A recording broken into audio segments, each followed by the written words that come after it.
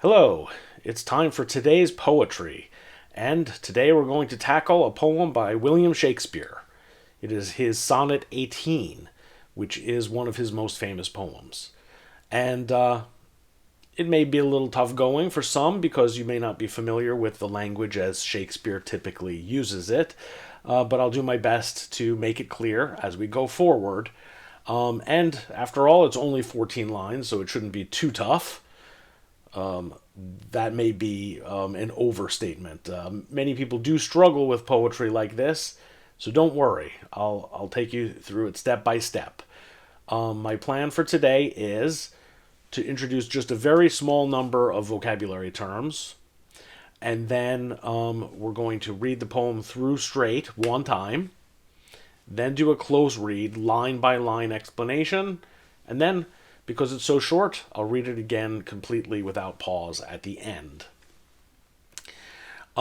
First, let me explain that this is a sonnet, and therefore it's a 14-line poem, and there have been different forms of sonnets in Europe, but the English form of sonnet that Shakespeare used typically was a quatrain, quatrain, quatrain, couplet.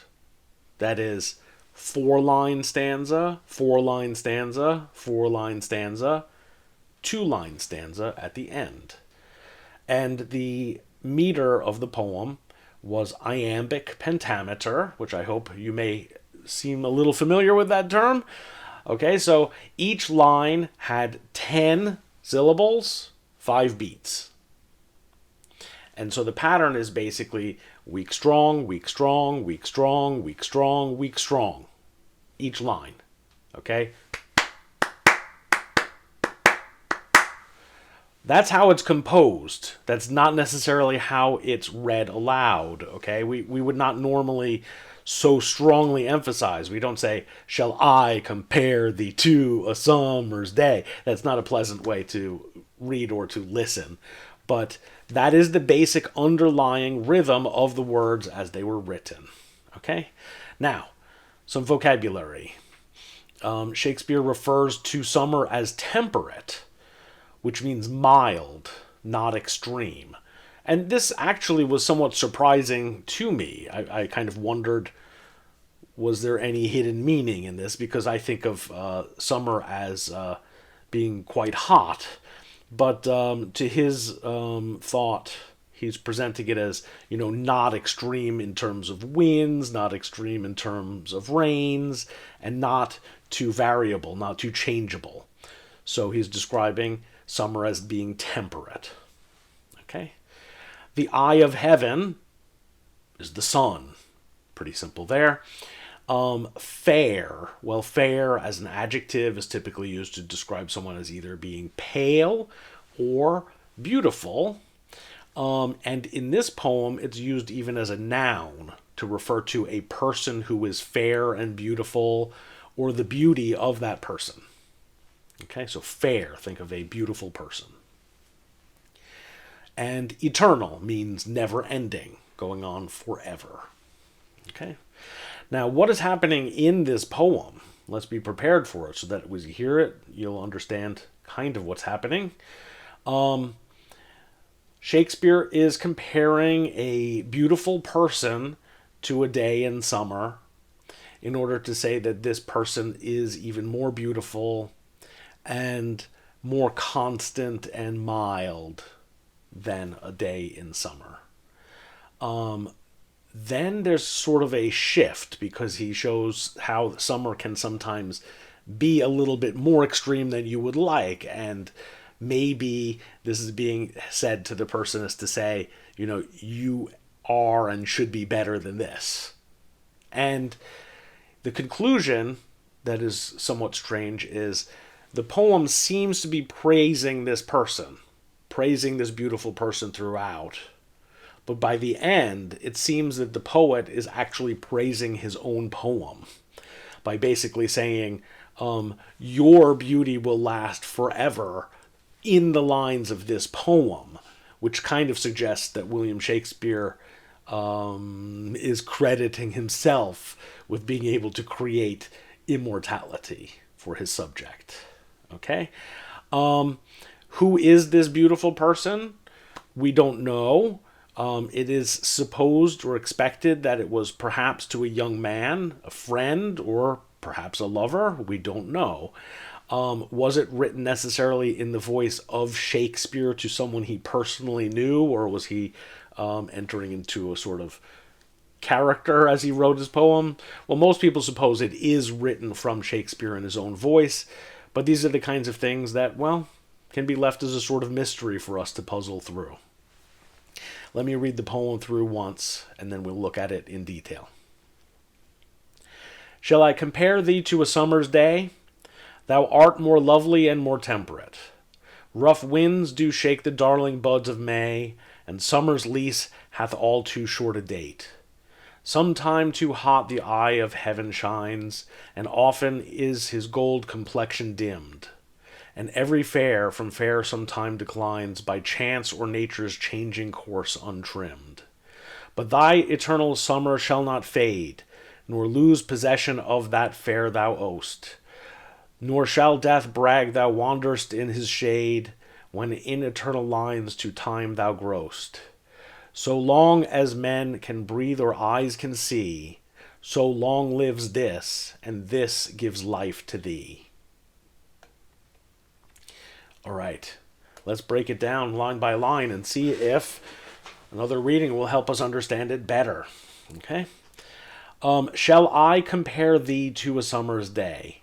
So the poet proposes, I will compare you to a summer's day. Okay? Thou art more lovely and more temperate. So you're not just like summer, you're better than summer. You are more lovely than a summer's day. You are more mild and constant than a summer's day. Rough winds do shake the darling buds of May. So spring is not temperate. Spring is a little bit wild with the heavy winds and storms. And summer's lease hath all too short a date. Basically, summer doesn't last very long. So if summer comes and arrives and passes in a short period of time, supposedly, then a person too should perhaps be beautiful only for a short time in youth, and that also passes away. Sometime too hot the eye of heaven shines, and often is his gold complexion dimmed. So here summer is not so temperate, right? Here summer might be too bright and hot, and at other times his gold complexion, his face may be dimmed by clouds covering the sun. Okay, and is it possible that a person's mood could also sometimes be too hot and sometimes too cold? It may be suggested here as well. And every fair from fair sometime declines. That means everything, every person that is beautiful will eventually become less beautiful. Beauty does not last forever. By chance or nature's changing course untrimmed. That means either by chance you will lose your beauty, or just by the passage of nature as it normally goes. Nothing can resist the trend of nature towards making us old, eventually taking our beauty, eventually killing us. And Shakespeare is often obsessed with how the passage of time will take and ruin all that which we have that is beautiful. But thy eternal summer shall not fade. Thy is your. So your everlasting summer will never end. That's quite a statement. Nor lose possession of that fair thou owest. Owest here means owns, in fact. So you will not lose possession of your beauty. Nor shall death brag that thou wanderest in his shade. Death cannot ever brag that I have taken this person, and this person is mine, wandering in the supposed underworld of the dead.